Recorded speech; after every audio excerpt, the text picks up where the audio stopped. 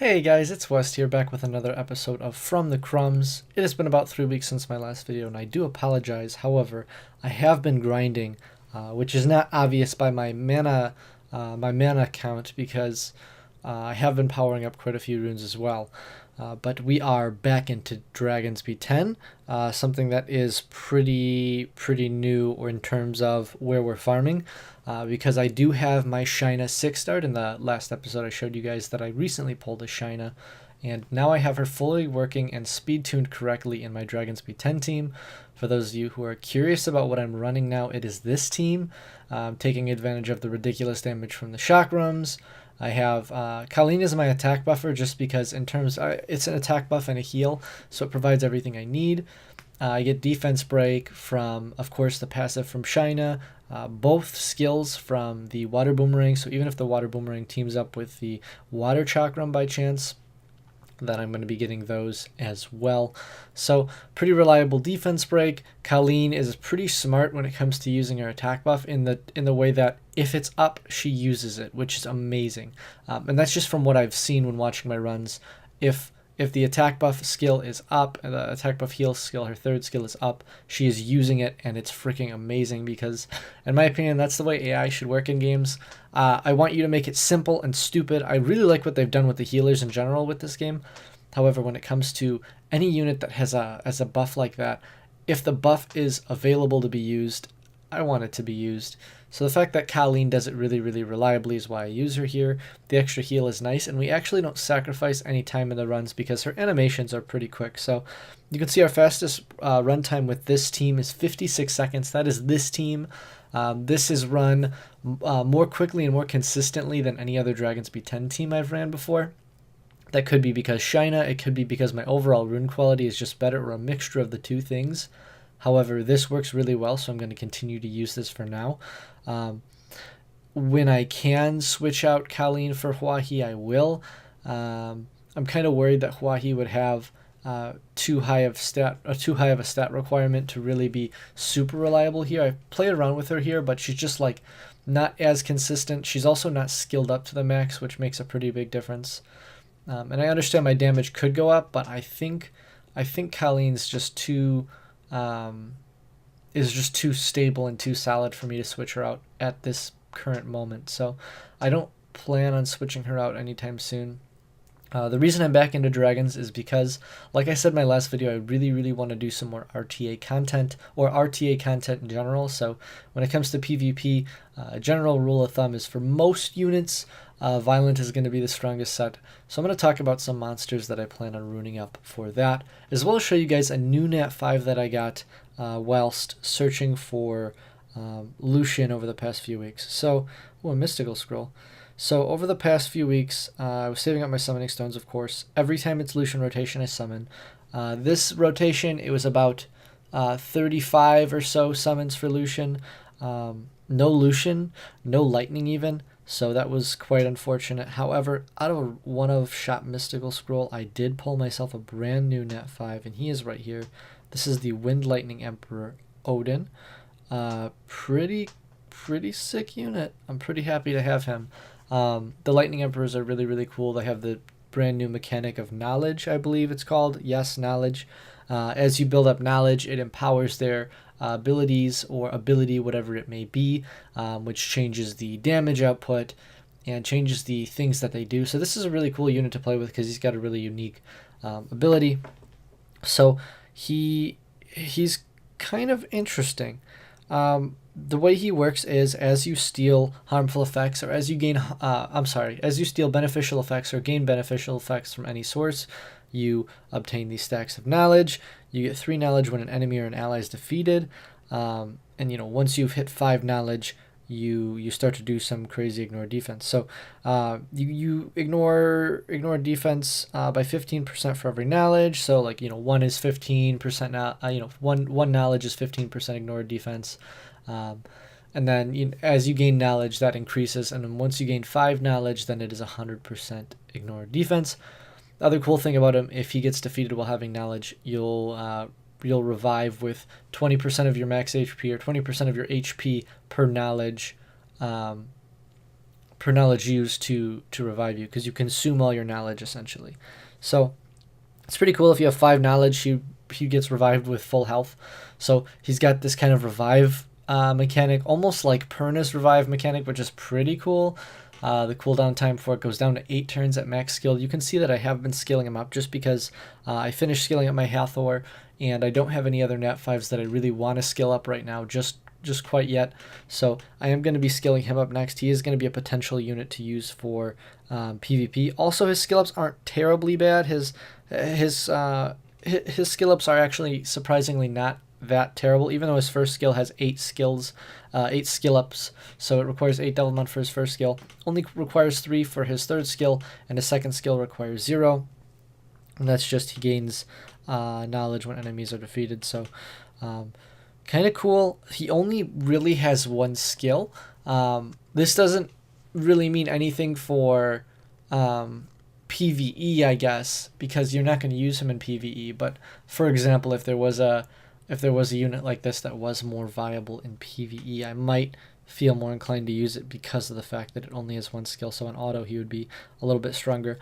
The only small concern I have is that he awakens into resistance. Resistance isn't terrible and is pretty useful in PvP for the most part. However, because he'd be probably built more like a bruiser or a damage dealer in any comp I would use him in, or any practical use that I would have for him, it kind of sucks that he doesn't awaken into something like accuracy or crit rate, so that he could be able to take advantage of his kit a little bit more. So that was it. That's the new unit that I got. Pretty happy to get him.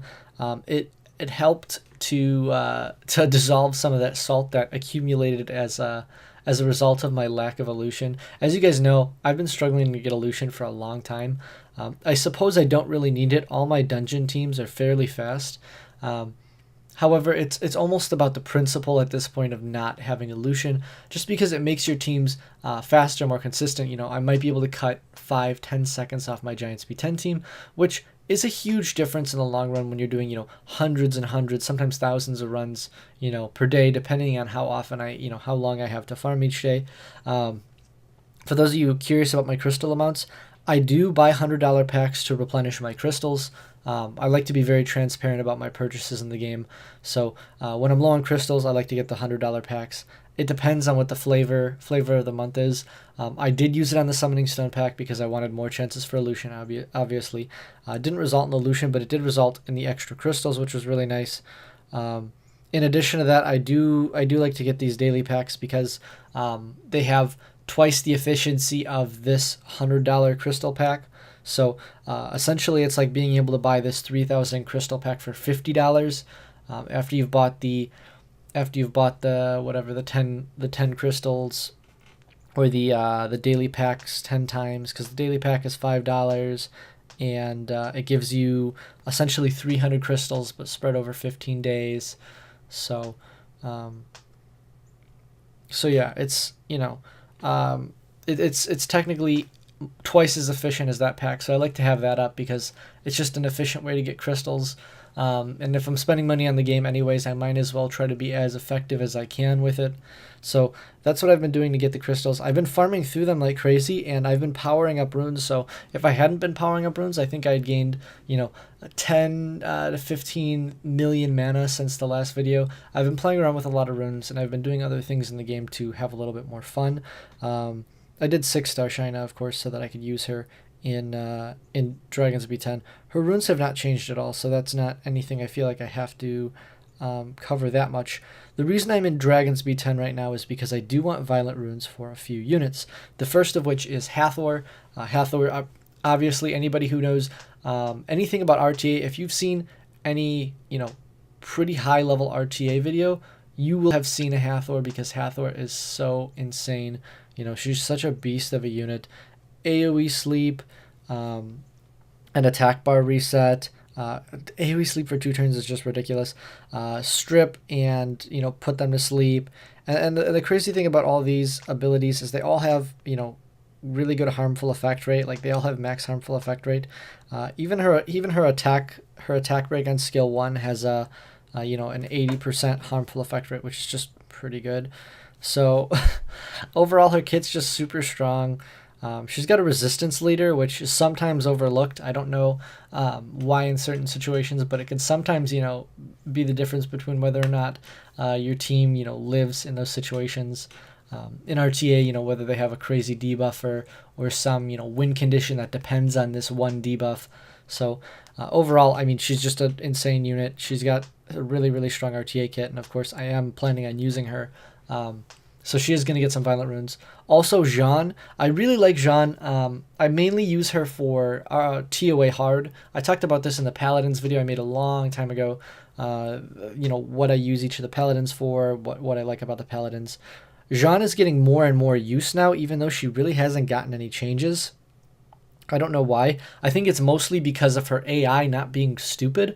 It seems to be that her AI on defense is not bad, like it knows what to do for the most part. And I definitely have noticed her AI's quality when I use her in TOA. I've gone for a little bit more HP heavy build than defense, even though she takes a lot of damage, mostly so I can try to take more advantage of this heal on her first skill. So yeah, her AI is really, really good. She's got really good viability in TOA hard, in my opinion.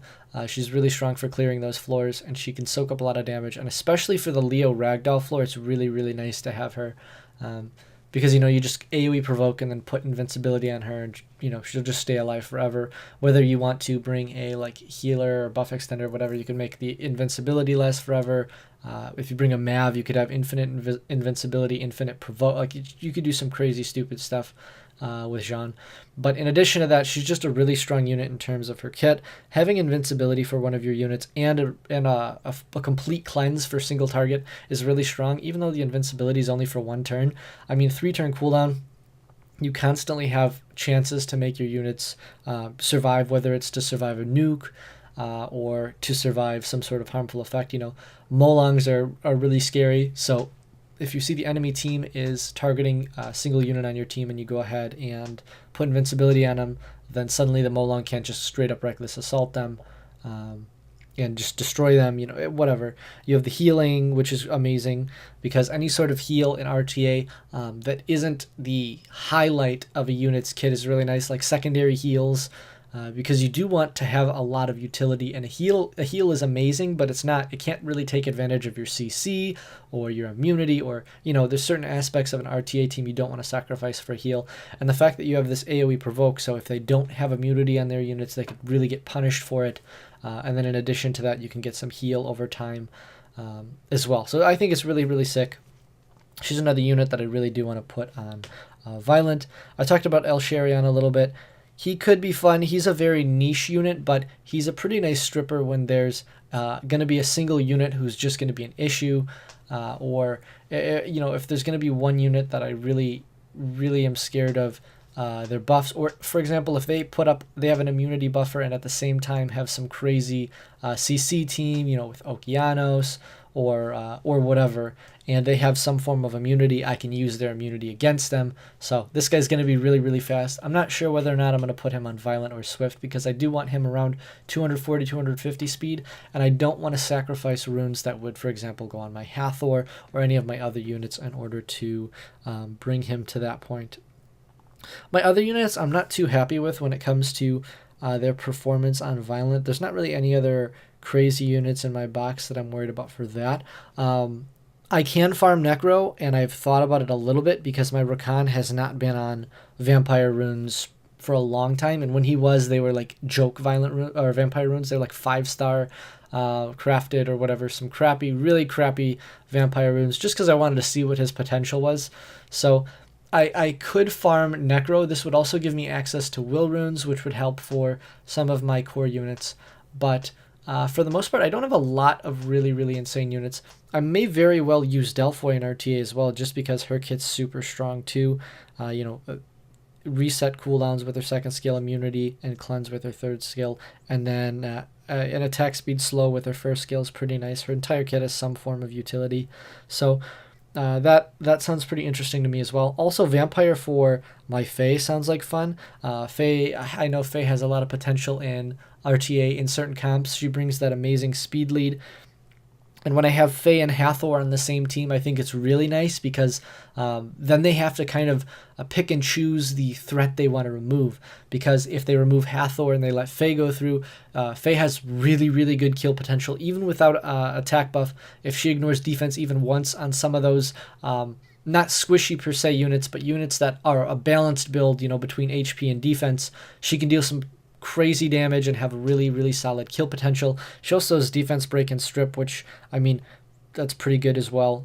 She brings a bunch of utility to the table. So having her on a vampire build, on a more bruiser kind of build, like a speed crit damage HP or HP crit damage attack kind of build, would be really, really cool to see in RTA as well. But again, these are things that would rely on me going into Necro. So I'm going to start in Dragons and try to get some fast violent runes for Hathor, some violent upgrades for my raid team as well, because I might end up ruining some other raid units differently. I have been farming Dragons for a while, and I recently built up this rune in preparation for my Violent Miang, because, I don't know, Violent Miang is fun. And I do plan on using her as well. It's another unit that I very well may use in RTA, so I'm going to try to take advantage of my box as much as possible. The biggest thing is I want to have at least one unit from every attribute, just in case. 2 if I can, but at least 1 unit from every attribute.